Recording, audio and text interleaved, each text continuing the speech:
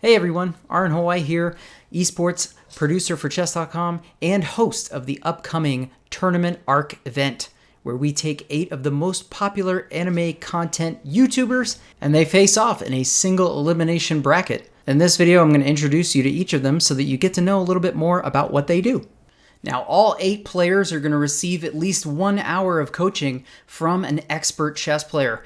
And so we're going to start off right now with one of those. He's a chess player and he's also a Japanese language tutor. Japanese tutor.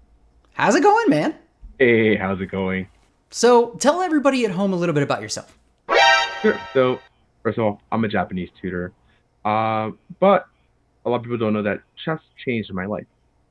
And I came back from Japan. I was living in Japan for a short while, and I came back from Japan to teach chess to everybody. So we've got 4 students out of 8 that are going to be getting a 1-hour lesson from you before the tournament begins on August 6th. So maybe we'll dive in and talk a little bit about each of them. All right, so let's start with Sea-Dog. I am actually a longtime watcher of Sea-Dog, and one of my favorite videos was the Host Club video. Taizo asked me what my favorite Japanese food was, and being the illiterate Japanese person that I am, I panicked and said the only one that I knew, ramen. And guess what he put my host name as? Ramen kona.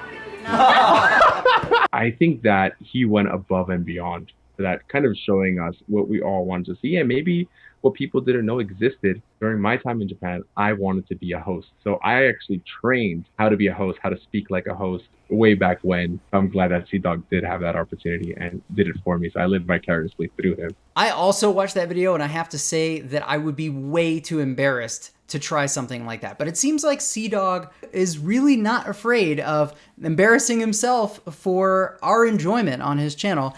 And I really respect that about him. And one of the other things that I also really liked about his channel were the Fiverr videos, where he hires people on Fiverr to redub anime scenes. Like, for example, he has other people attempt the 11-second Goku scream from Dragon Ball Z.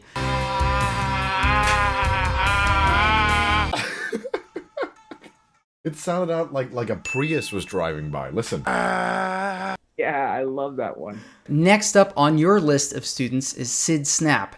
And her description on YouTube says anime, manga, visual plus light novel addicted YouTuber. And she says her quirk is yelling loudly.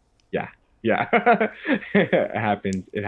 With a bunch of fantasy creatures coming to our world in order to lose weight so they can go back to theirs. And yes, that may just sound like an exercise manga with a bunch of fan service, but guess what? You're right. And there you go. That's a look at what you can get on Sid Snap's channel. She reviews manga and visual novels. So let's take a look now at Giguk. Now, Giguk describes himself as just a guy who likes to talk about anime. Have you had a chance to take a look at his stuff? One of my favorite videos is where in the Corona survival guide, he takes cereal and tries to feed his waifu, which is an anime pillow. Open wide, here you go. I really love that video because it actually gives you something you can use right now while you're stuck at home. You know, instead of scrambling around trying to figure out what to watch, let somebody like Giguk, who does this for a living, tell you what's really worth your time right now.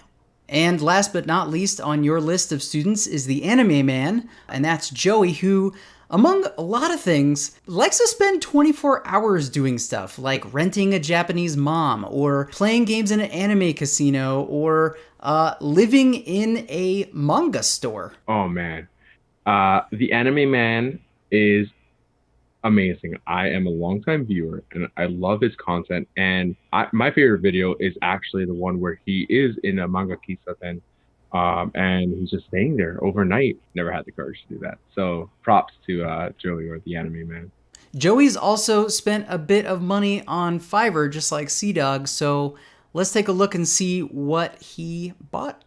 I paid this artist $27 to draw a personified anime girl version of a piece of steak. But here it is right here. Lady Gaga, where you at? I don't know if I find this to be cute or really strange. Awesome. Well, I look forward to co-hosting the rounds with you, and good luck with your students. Yosuke! All right, next we're going to check in with the coach of the other 4 players. He is a chess national master. His name is James Canty. He is a streamer and Jedi master, and you can find him on Twitch and YouTube. What's going on, man? What's up? How are you? Let's get started with Mother's Basement. On his channel, he says he makes a living analyzing anime and other pop culture from the comfort of his mother's basement. He's known for his detailed breakdowns of the hidden secrets in anime openings, his fight scene analysis, and the public service anime series, which provides helpful advice for everyday problems. Actually, my favorite one, of course, that I saw was he introduced me to Baby Steps.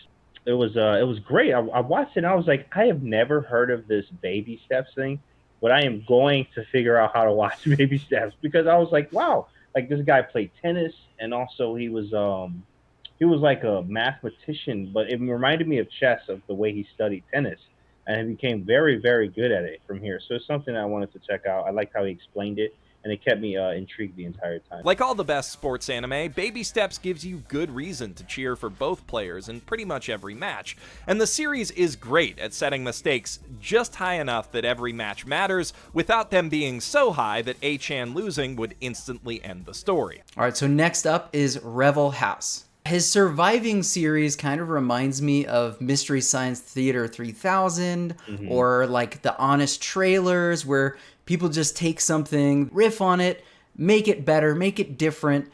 And I love how he knows that he's setting them up, because he knows the whole story and he knows where he's going to take them.